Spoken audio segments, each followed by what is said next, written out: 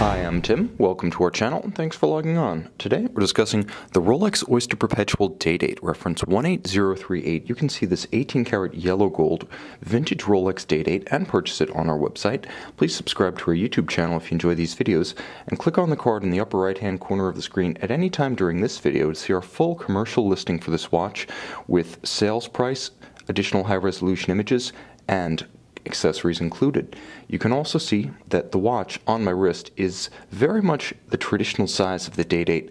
In spite of its vintage status, the watch looks and wears much like its current day counterpart, because in the 60 years of this reference, it has changed very little. 36 millimeters, roughly cushion-shaped, Rolex Oyster case, fluted bezel. The watch is handsome, traditional, and it defies aging simply because Rolex changes it so little, so there's no planned obsolescence. It's a timeless classic.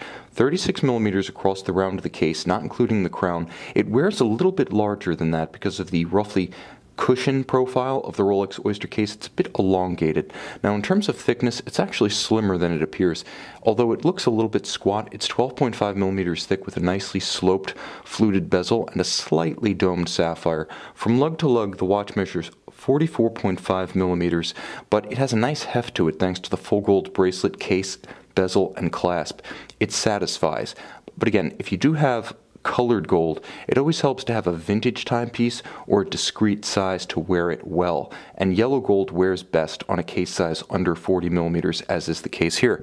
Now you can see it has the traditional Rolex 3-link President bracelet. The watch is the Day-Date, though often called the President. The bracelet, however, is properly named the President. A 3-link design. You can see it has alternating satin and polished elements to differentiate the metal. It's a little bit more robust than the 5-link Jubilee, but it's more supple than the larger sports-oriented 3-link Oyster design.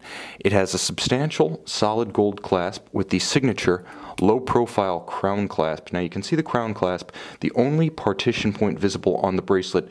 It keeps it low-profile, handsome, and elegant. Again, a dramatic departure from the stamped and bulky Oyster clasps of this period. And I should mention that this watch with a mid-5 million serial number comes from extremely early 18038 production, amongst the very first watches to roll out in late 1977-78 for this transitional reference. Now the first thing you'll notice about this watch is that it does have the very distinctive Rolex Jubilee dial. This is a rare instance of the Jubilee dial, which, as you can see, features the interlocking Rolex sort of textural pattern. It's text that's also texture, but absent the diamonds that are usually paired with this particular dial, that makes it much more discreet. The kind of thing that you really only notice when you're consulting the watch yourself. It doesn't jump out from arm's length, and it certainly isn't visible across the room as diamonds can be.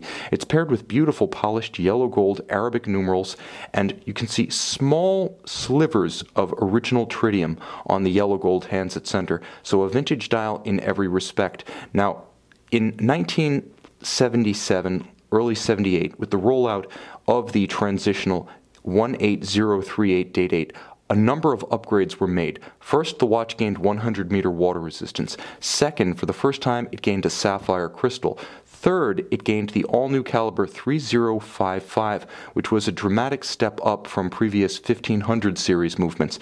So what changed? Well, what changed was now you could take a Rolex, if you were a vintage collector looking back, and you could draw the line at 1977-78, marking the first vintage Rolexes that you can really wear as your everyday watch. That's because the water resistance is what you would expect of a modern watch.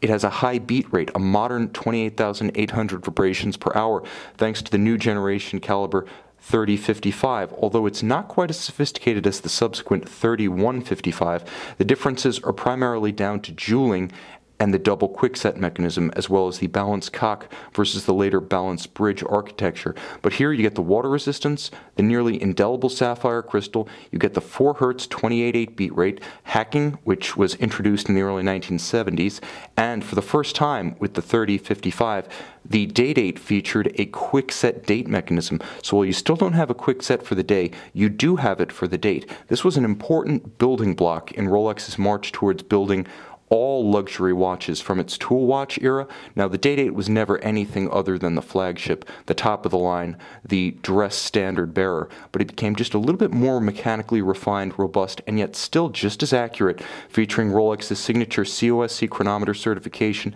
in conjunction with a free-sprung balance using microstella adjustment nuts, very resistant to shock-induced timing deviation, and because of the use of a Breguet overcoil, it also had robust resistance to positional timing deviation. So this is a sophisticated watch that will run just as accurate as the subsequent 3155, and despite its vintage status, it can be worn with the same relative peace of mind and abandon with which you would wear a modern Rolex Day-Date. It's the best of both worlds, vintage charm but modern utility. You can see it and you can buy this transitional reference on our website.